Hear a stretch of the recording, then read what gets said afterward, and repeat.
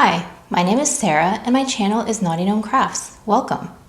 My channel is all about sewing and styling a handmade wardrobe. Today's video is an edition of Friday Sews, which is a hashtag that was started by Jen of Today in Jen's Sewing Room. And if you're unfamiliar with the hashtag, it is a series that sewing vloggers can talk about what they've been doing in sewing, what they're going to sew next, and a little bit about life. So in my video today, I'm going to laser focus in on just one thing that I worked on, and I'll save the other stuff for another time. I'm going to talk to you about a pants fitting class that I took back in January and my experience of that. So if that interests you, please keep watching.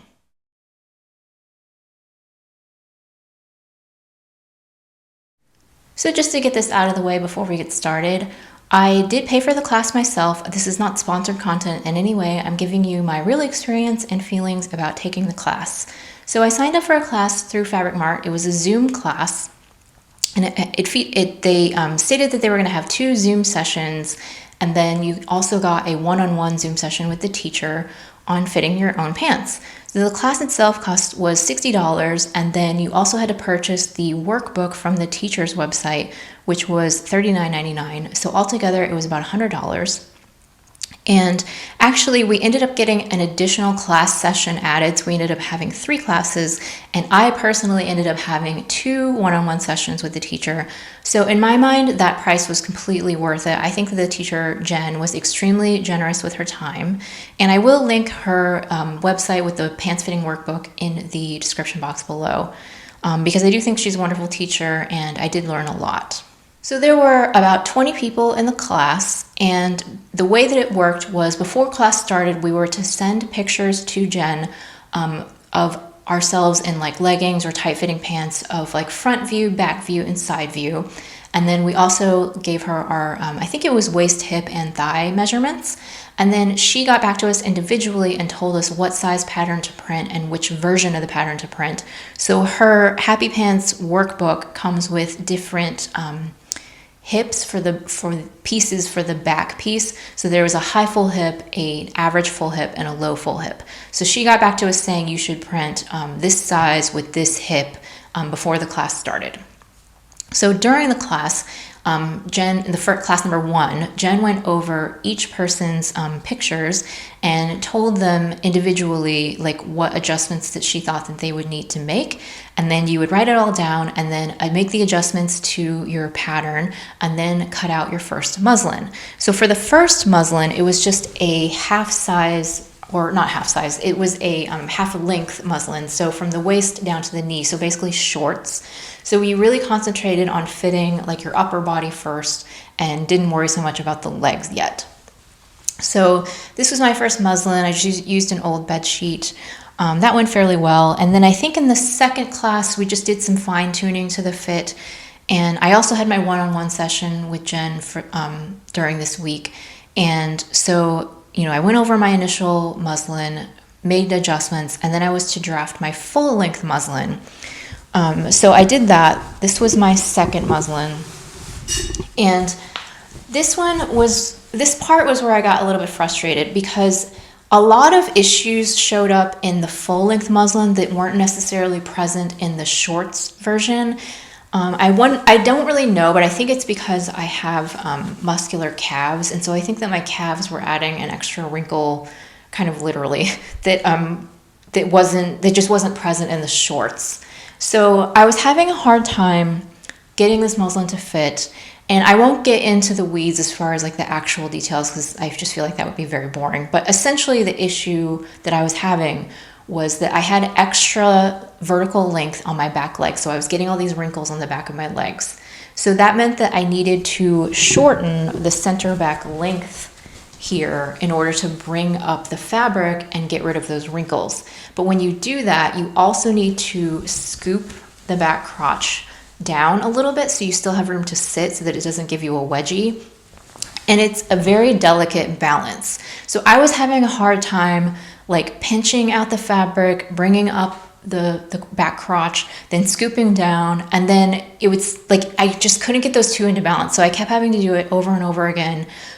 And yeah, I was just getting really frustrated that I couldn't get it right. So I did have another one-on-one session with Jen, and she actually helped me actually sew and work on my muslin and then try it on and have her like kind of give me a diagnosis in real time, which to be honest was a little bit nerve-wracking for me. I felt like I had some performance anxiety, but I got through it and it was actually very helpful. And then after that, the third class was about drafting the design details. And so the basic pattern is just like a very, very basic block. It does come with a fly front zipper, but otherwise there's no like pockets, or you have to draft your own waistband. So she shows you how to do all of those details in the final class. So after the final class was over, I did actually go in and draft a third muslin because I was just feeling a little bit unsure about how things were going with my second one. And it was at this point when I did the third muslin that it occurred to me that I could keep making muslins forever. Like I could just keep making tweak after tweak after tweak, and it was still never going to be perfect. And that at some point I needed to actually just go ahead and make a pair of pants. And even if they aren't perfect, I could then use the knowledge that I've gained from that first pair of pants and just keep perfecting it. And hopefully over time, I would get a better fit. But my expectations needed to be lowered a little bit, that I'm not going to get a perfect fit right out of the gate. So I went ahead and I did draft some design details, and I made my pants out of corduroy. This is a pink stretch corduroy that I got from Joann Fabrics. It does have stretch, and the original pants is not meant for stretch, but this is a very low stretch. I think it's only 1% spandex, so it more has just a little bit of give for comfort. So I think that the fabric choice was fine. I will tell you up front that I did something really, really boneheaded, that I know better than to do this, but I think I was just so focused on lasered in on the fit and the designs details that I just forgot about this. And that is that I made this out of corduroy, but I did not consider the nap. So I cut it all out, all of my pieces, and then I realized when I started sewing them together that, you know, like it looked a little bit weird, and I'm like, oh no, like I didn't cut out all of the pieces the same direction. And I used all the fabric that I had, so I did not have any left to recut anything. So yeah, that was just a really silly thing on my part that I should have known better, but I just wasn't thinking about it. It is definitely something that I will note in the future to not do it again. But yeah, it is. My pants are a little bit weird because some of the pieces are upside down from some of the other pieces, but there's nothing I can do about that now. Now the fit on these pants isn't perfect. As I said, I realized that I would just need to keep tweaking as I go, and definitely one of the main things that is not great about this is that I shorten the center back a little bit too much, so it wants to dip down in the center. Hopefully I'll be inserting pictures and videos so you can see what I'm talking about. But it does dip down in the center, and that's not super comfortable. It's definitely something that I would need to fix for my next pair. And then there's other little fit tweaks that I do need to make still, but I think overall the fit is okay as far as it being my first pair. But where I actually think that I really went wrong with this was with the design. First of all, so this has a fly front construction, and it did go together okay, but just for me personally, I don't love the way it was constructed. I've made many, many other pants in the past, and I feel like other patterns that I've made, the instructions were clearer and more easy to follow. So that was one thing I just didn't love about this pattern. But the other things that are totally 100% my own fault. So I drafted, actually technically I stole a pocket from another pattern, and then I tried to adapt it to fit these pants. So this is a patch pocket, and it has just a facing on the inside here. And then I also made these pocket flaps.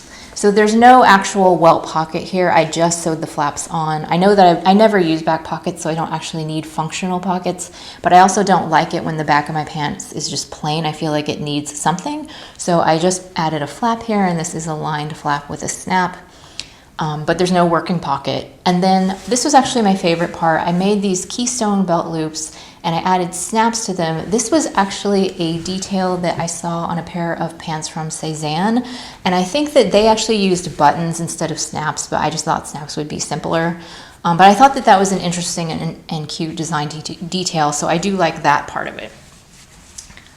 But my front pockets, like, they really pooch out a lot, and I cannot figure out where I went wrong with it, but I did something wrong, because when the pants are on, they just really stick out and look like little hip wings, and I don't like that. That is like one of my biggest regrets, is these front pockets just don't lay correctly.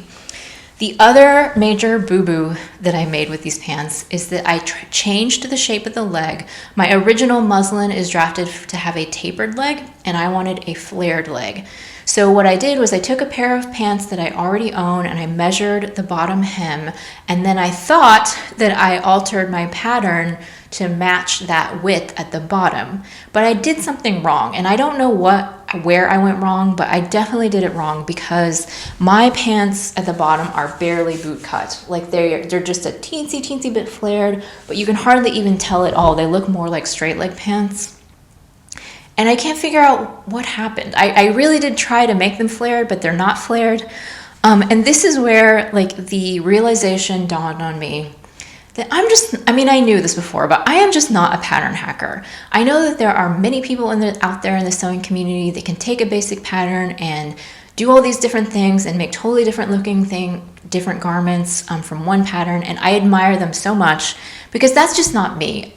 I think that in order to really get this right, I would need to muslin for fit. Then I would need to muslin for my design details to make sure that I wasn't screwing them up. And then I would have to make my actual pants. And I personally just don't want to do that. Like, I am happy to leave it to other people, other pattern drafters who know more than me, to do that for me. So what Jen had said was that once you get your block fitting you the way that you want, that it's easier to then draft all these different design details, change the shape of the leg, change the pockets, change the back pockets, the belt loops, whatever. She said that that is easier than fitting each new individual pattern to your body every time. And I believe her. Like, I had a hard time just fitting these pants, so and I still don't have it quite right. So I do believe that that's true, but I just think the way that my brain works, I don't think I want to do it that way. I don't have confidence that I'm going to be able to make any pair of pants that I want from my block. So what I honestly think I'm going to do in the future is just kind of narrow my pattern collection down to a small number of pants that I can fit to my body, get the fit really good, and then just make that my TNT, and then make those pants over and over again. So what I'm thinking is, like, have one go-to jeans pattern and one go-to trouser pattern and one go-to elastic waist pants pattern, like something like that, where it's like I'm not trying every new pattern under the sun, so I'm not having to fit a new pattern every single time, but I also am just trusting the designers to do those other little details for me so that I don't have to do it. That's just how I feel. Let me know in the comments if you're a hacker and you're not afraid to go in there and do it yourself, or if you're more like me that you'd rather just let someone else do it. So in the end, I am really happy that I took the class. I do feel like I learned a lot. I learned what kinds of adjustments that I probably need to make, and I think that I will have more success from here on out trying to make those adjustments. As far as these pink pants, I don't really think that they're super wearable. I don't even know if I'll wear them at all, to be honest with you. But I am glad that I went through the process at least once and did it for myself, so that I do feel like I've learned things along the way, even if what I learned was that I don't want to do this. But yeah, so that was my experience of taking a class on fitting pants from Fabric Mart. And if you do get a chance to take a class with Jen Stearns, I do encourage you to do it. I think that she's a wonderful teacher. She actually told me that she doesn't mind, like I could text her or ask her more questions even after the class was over. I didn't really want to do that because I just felt like I was monopolizing too much of her time. But I do think that she is a wonderful, generous teacher. And if you do end up taking a class from her, I think that you can learn a lot. So that's it from me today. I hope that you enjoyed this review, and if you did, I hope that you will please hit the like button and consider subscribing to my channel. It would mean so much to me if you would keep coming back. Thanks so much for watching. I'll see you again next time.